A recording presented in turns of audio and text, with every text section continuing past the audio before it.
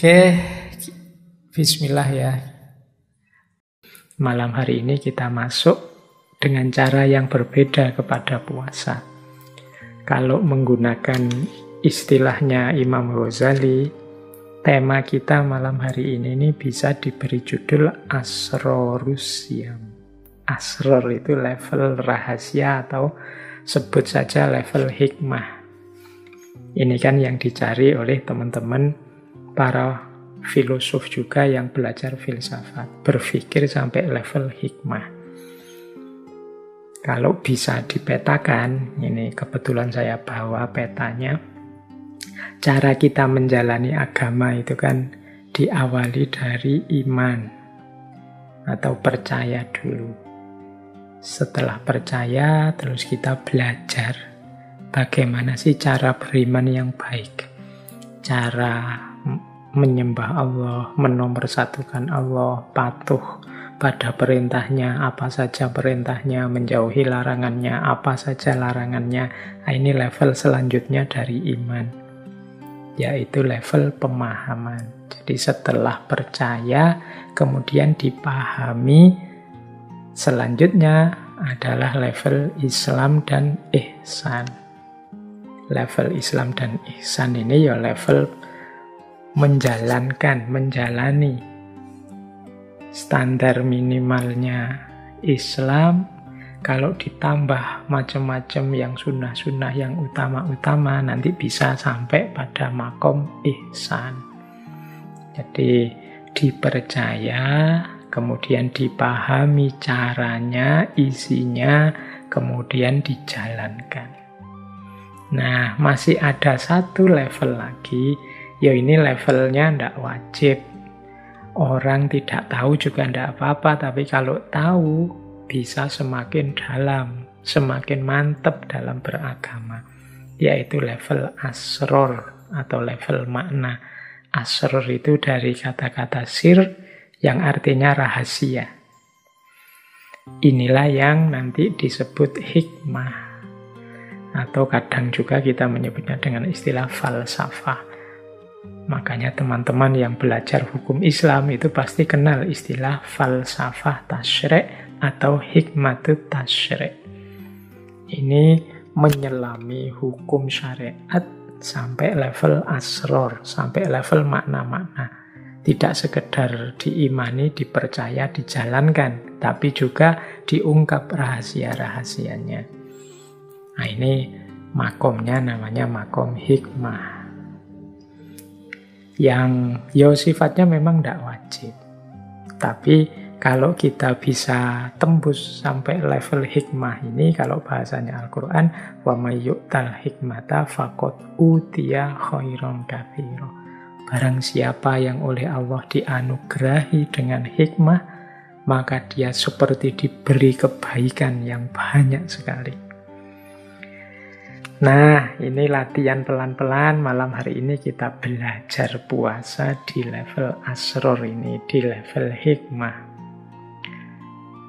Ini seperti Imam Ghazali itu di awal kitab Ihya itu kan, bab-bab awal, rubuk-rubuk awal itu kan beliau membahas yang berhubungan dengan peribadatan diawali dengan kata-kata asror. Asrorut toharoh, asrorus sholah, asrorus siyam, asrorus zakah. Nah, ini maksudnya membahas tentang bersuci, tentang puasa, tentang zakat di level asror, di level hikmah, yang tidak sekedar menceritakan syarat rukunnya apa biar sah, tapi juga makna dan rahasia-rahasia di baliknya apa. Nah, malam hari ini kita mencoba seperti itu ya, meskipun semampu kita, sekuasa kita. Paling tidak semoga setelah ini kita tambah mantap bahwa ternyata puasa itu luar biasa untuk kepentingan diri kita dunia akhirat, untuk kepentingan masyarakat, bahkan untuk kepentingan zaman kita yang hari ini mungkin ada banyak keprihatinan-keprihatinan. Baik, ini malah melantur ke sana-sana ya. Kita mulai saja pembahasan kita tentang falsafah puasa. Kita kejar hikmah dan asrornya puasa. Semoga nanti kita tambah mantap. Puasa ini kan salah satu ibadah yang oleh Al-Quran terang-terangan disebut dijalankan oleh semua umat-umat terdahulu. Jadi kalau teman-teman membaca lebih detail sejarahnya para nabi, itu hampir di setiap sejarahnya nabi ada kisah aktivitas atau amalan yang jenisnya puasa ini.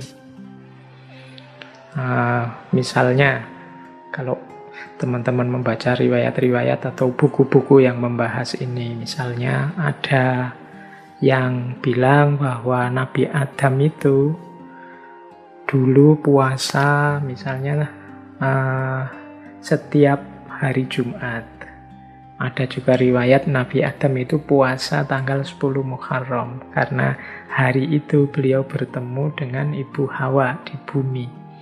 Ada juga yang bilang Nabi Adam itu puasa 40 hari 40 malam setiap tahun dan lain sebagainya. Nabi Nuh itu puasa selama beliau di atas perahu. Dan nanti setelah turun dari perahu ada riwayat juga beliau puasa 3 hari setiap bulannya. Nabi siapa lagi? Nabi Yakub. Nabi Yakub ini ayahnya Nabi Yusuf. Beliau sering puasa untuk keselamatan putra-putranya. Putranya sendiri Nabi Yusuf itu juga puasa sejak dalam sumur.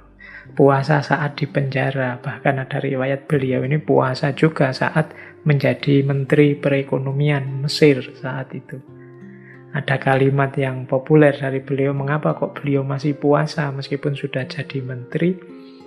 Jawabannya Nabi Yusuf, karena aku khawatir kalau aku kenyang, nanti aku lupa dengan kelaparannya, kondisi perutnya fakir miskin. Beliau ini kan menteri urusan ekonomi yang ngurusi kesejahteraannya rakyat. Maka terus beliau puasa biar beliau tidak lupa bahwa seperti ini loh rasanya lapar itu. Sehingga beliau semangat untuk membantu kaum fakir miskin. Apalagi posisi beliau ini menteri perekonomian.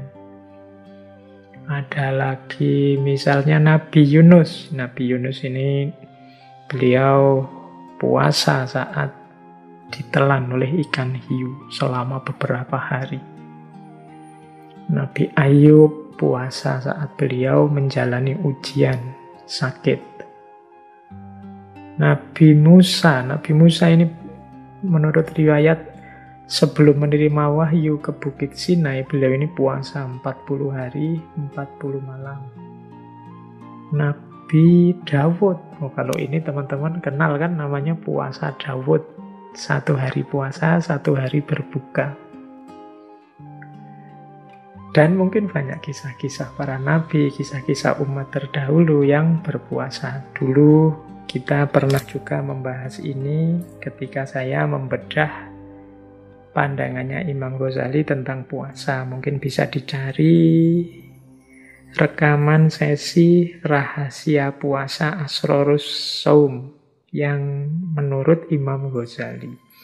Saya lupa berapa tahun yang lalu kita membahas itu. Nah, malam hari ini kita ambil tema-tema yang sedikit berbeda tentang puasa. Semoga setidaknya nambah wawasan kita. Mengapa kita harus puasa? Apa pentingnya puasa? Oke, bismillah. Kita mulai kajian kita. Yang pertama, kita kenali dulu bagaimana kita menjalani puasa ini, atau apa yang terjadi saat kita menjalani puasa. Jadi puasa itu ketika kita menjalaninya itu setidaknya terjadi 4 hal. Jadi ketika kita menjalankan puasa itu, kita sedang menegakkan 4 hal secara sekaligus. Ini kalau pakai bahasa lain, ya bisa kita sebut inilah nilai-nilainya puasa. Yang pertama apa? Kita sedang menegakkan nilai-nilai normativitas. Normatif itu ya nilai yang jadi norma, aturan, kewajiban. Jadi kita sedang menegakkan kewajiban beragama. Ini namanya nilai normatif. Ya kalau ini kan sudah tidak perlu dijelaskan, ya memang kita diperintahkan untuk puasa dan sifatnya wajib di bulan Ramadan. Kutiba alaikumus syiyam. Nah, ini namanya nilai normatif yang sedang kita tegakkan. Tapi tidak hanya ini saja. Ketika kita menjalani puasa, kita juga sebenarnya sedang melakukan pembersihan diri. Nah, nilai ini namanya nilai purifikatif. Makanya nanti dalam surat Al-Baqarah itu puasa itu disebut puncaknya adalah ketakwaan. Orang yang bertakwa itu kan orang yang batinnya jernih sehingga anggota tubuhnya secara otomatis sukarela menjalani perintahnya dan menjauhi larangannya. Nah, puasa membersihkan kekotoran-kekotoran diri kita, hasrat, hawa nafsu, dan macam-macam dikontrol, dikendalikan, ditahan waktu puasa. Ini namanya kita sedang melakukan purifikasi, pembersihan. Nah, yang ketiga, ini kan berarti nilai pertama nilai normatif, nilai kedua nilai purifikatif. Puasa itu kita menjalani kewajiban sekaligus membersihkan diri. Yang ketiga nilai preventif. Preventif ini nilai pencegahan. Puasa ini dalam kehidupan kita ini fungsinya semacam rem. Kita ini sepanjang tahun seperti orang lari, maka saat hadir bulan Ramadan ini saatnya kita mengendalikan diri sebentar, kita ngerem sebentar. Ini fungsi preventif. Bahkan tidak hanya Ramadan, ada banyak hadis yang menjelaskan bagaimana puasa itu adalah benteng kita. As-saumu junnatun. Jadi dan ini tidak hanya di bulan Ramadan, Rasulullah itu menyarankan misalnya, wahai anak-anak muda, barang siapa yang sudah mampu kawinlah, tapi yang tidak mampu puasalah. Karena puasa bisa jadi benteng. Nah, ini namanya fungsi preventif.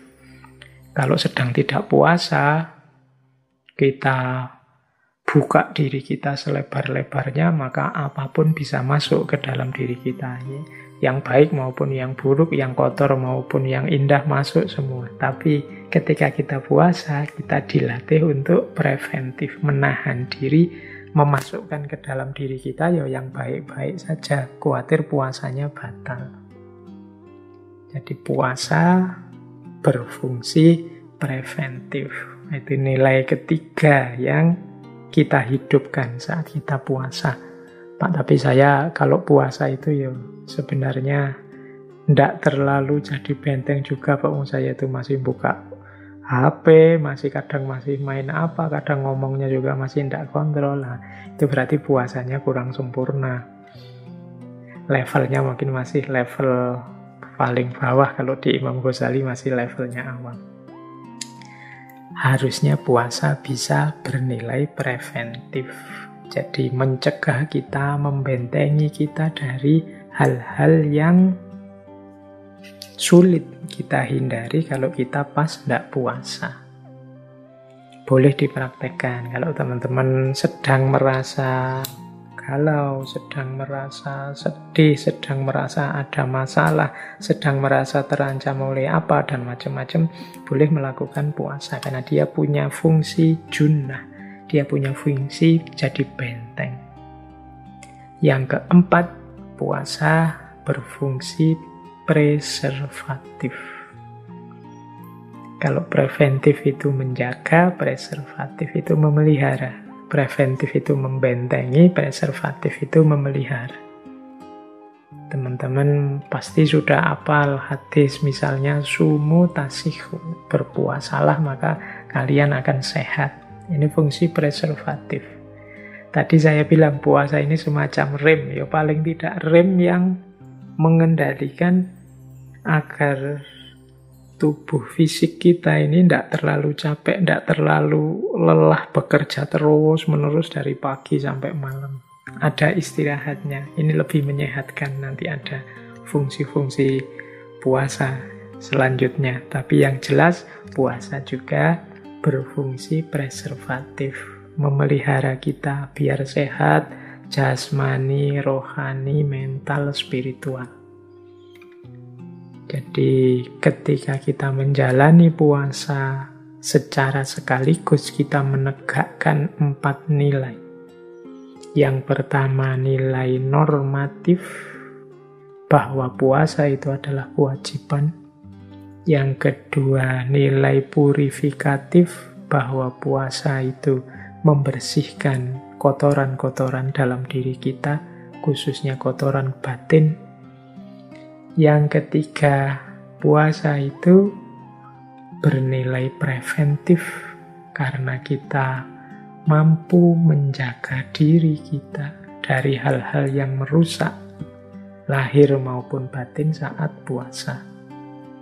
Dan yang keempat, puasa bernilai preservatif. Preservatif itu memelihara diri kita, membantu kita untuk lestari jasmani, rohani, mental, spiritual.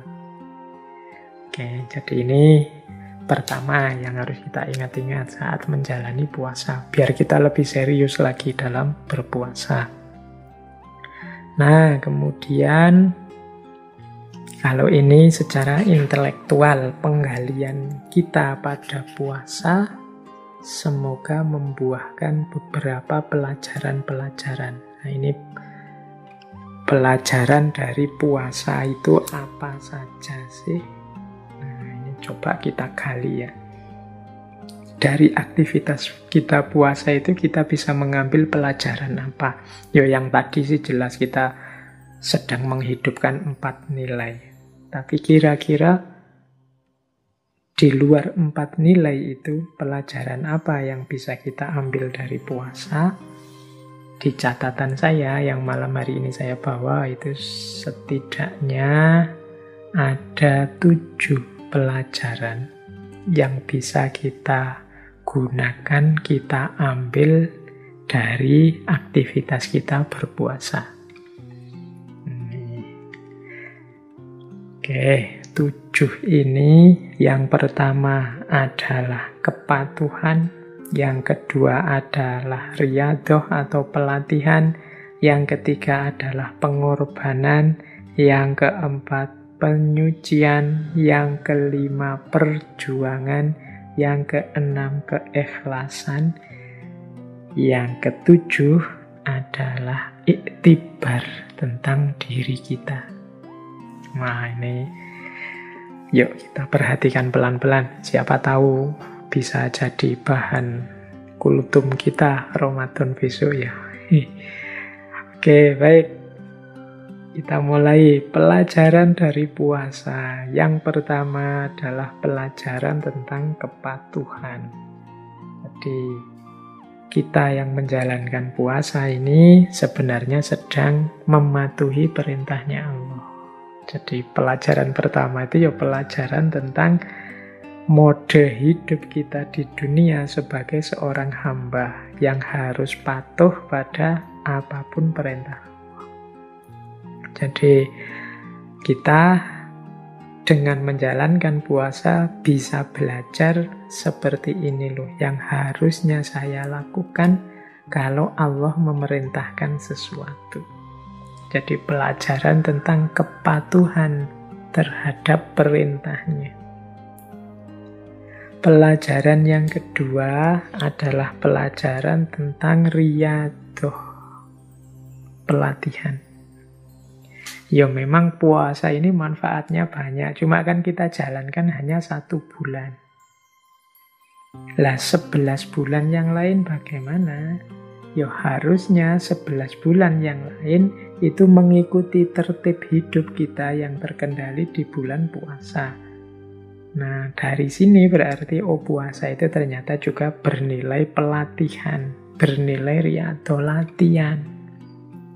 Saat puasa kita menahan diri agar tidak boros dalam makan, agar tidak melakukan hal-hal maksiat yang dilarang, dan lain sebagainya. Ini saat bulan Ramadan. Lah kalau di luar Ramadan, ya kalau bisa kita jalankan seperti saat kita puasa. Jadi menjaga jasmani, menjaga rohani, mengendalikan badan, mengendalikan batin. Sudah dimulai saat puasa, di luar puasa tinggal dilanjutkan saja. Berarti pelatihannya sukses kalau bisa begitu. Kalau tidak, ya berarti Ramadan kita gagal nilai pelatihannya. Yang ketiga, selain kepatuhan, pelatihan, puasa juga mengajarkan kita berkorban. Puasa itu sebentuk pengorbanan. Kita itu punya uang, kalau makan sehari 3 kali aja, bahkan 4-5 kali mampu. Tapi kita mengorbankan keinginan kita demi keinginannya Allah. Maka kita tidak makan. Kita mengorbankan waktu kita demi menjalani puasa kepada Allah. Itu juga sejenis pengorbanan. Kita mengorbankan daya, upaya, tenaga kita di bulan Ramadan ini untuk Allah. Itu juga sejenis pengorbanan. Jadi pelajaran keempat, puasa mengajari kita untuk pelajaran ketiga mengajari kita untuk berkorban. Yang keempat, puasa mengajarkan kita untuk mensucikan diri. Jadi puasa ini kan semacam bersih-bersih segala kotoran lahir maupun batin. Kita tidak menjejali diri kita dengan nafsu lahiriah maupun nafsu batiniyah. 1 bulan saja diri kita terjaga, tidak kemasukan hal-hal yang kotor dan jelek, apalagi lahiriah kita puasa, insya Allah keluar dari bulan Ramadan, kita benar-benar ada di makom fitri, tersucikan. Jadi puasa bisa juga dimaknai sebagai aktivitas bersih-bersih, penyucian diri. Yang kelima, puasa juga pelajaran bagi kita untuk berjuang, berjihad, bahkan jihad yang paling berat, yaitu jihadun nafas, mengalahkan diri kita sendiri. Ini pelajaran yang kelima. Kalau ini ya teman-teman ngerti ya betapa puasa itu berat. Ingin makan tidak boleh, ingin ini tidak boleh, ingin itu tidak boleh. Mau buka-buka HP, khawatir nanti melihat yang begitu-begitu, akhirnya dikurangi dan lain sebagainya. Itu kan perjuangan namanya. Yang keenam, puasa memberi kita pelajaran tentang ikhlas. Jadi ada pelajaran ikhlas dari puasa. Karena puasa ini kan bukan ibadah yang kelihatan orang. Kita puasa atau tidak puasa, nomor 1 yang ngerti hanya diri kita sendiri. Kalau kita tidak puasa kemudian keluar ngaku puasa pun orang luar juga tidak ngerti.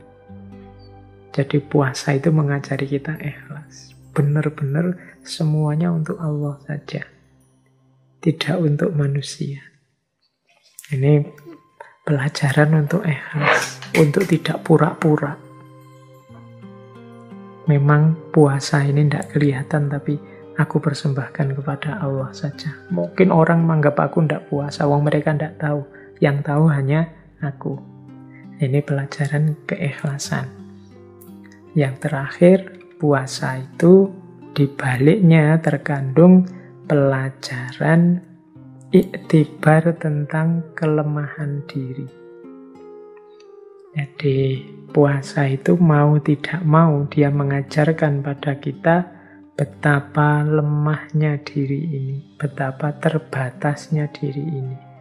Tidak diisi makanan pagi sampai maghrib saja, itu rasanya sudah lemes, tidak kuat ngapa-ngapain. Nah, ini iktibar tentang kelemahan diri. Manusia ini kan penting untuk menyadari kelemahan dirinya, keterbatasan dirinya. Nah, puasa tidak memberi ceramah tentang seperti apa kelemahan diri dan keterbatasan diri kita. Puasa langsung saja menyuruh kita tidak makan dari subuh sampai maghrib, dan di situ tiba-tiba kita sadar, oh ternyata aku ini lemah. Aku ini terbatas. Sebanyak apapun harta, sepinter apapun aku, begitu puasa, yo pas menjelang buka juga lemes. Ternyata aku ini lemah. Nah, jadi dari puasa kita bisa beriktibar tentang kelemahan diri kita.